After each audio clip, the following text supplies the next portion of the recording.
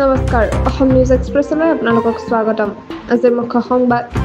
মিজোৰামৰ এক বৃহৎ সফলতা উদযাপন এই সফলতা কেৱল মিজোৰামৰ নহয় ই সকলো ভাৰতবাসীৰ বাবে এক গৰ্বৰ বিষয়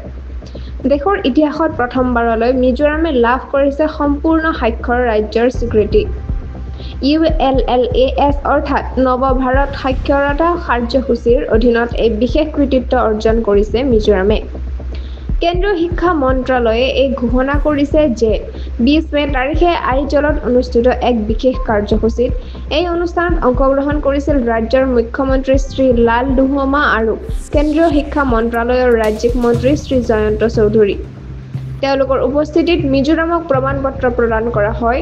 এই সফলতাৰ মূল হাতিয়াৰ আছিল জনগণৰ আন্তৰিক সহযোগিতা আৰু শিক্ষা প্ৰতি তেওঁলোকৰ উৎসাহ ULLAS কাৰ্যসূচীৰ অধীনত 2023 চনত চলিত সমীক্ষাত যিসকল লোক সাক্ষৰ নাছিল তেওঁলোকক পঢ়া শুনাৰ অন্তৰ্গত কৰিবলৈ নিযুক্তি দিয়া হৈছিল 2092 জন স্বেচ্ছাসেৱক উপলব্ধ তথ্য অনুসৰি 97% সাক্ষৰতাৰ লক্ষ্যমাত্ৰা অতিক্ৰম কৰাৰ পিছতে মিজোৰামক সম্পূৰ্ণ সাক্ষৰ ঘোষণা কৰা হয় এয়া কেৱল এখন ৰাজ্যৰ কৃতিত্ব নহয় এয়া শিক্ষাৰ ক্ষেত্ৰত দেশৰ এক নতুন অধ্যায় এই গৰ্বৰ ক্ষণত আমি সকলো মিজোৰামবাসীক আন্তৰিক অভিনন্দন জনাইছো আশা কৰিছো ই আন ৰাজ্যসমূহৰ বাবে এক অনুপ্ৰেৰণাৰ উৎস হৈ থাকিব আকৌ আহিম আন এক খবৰলৈ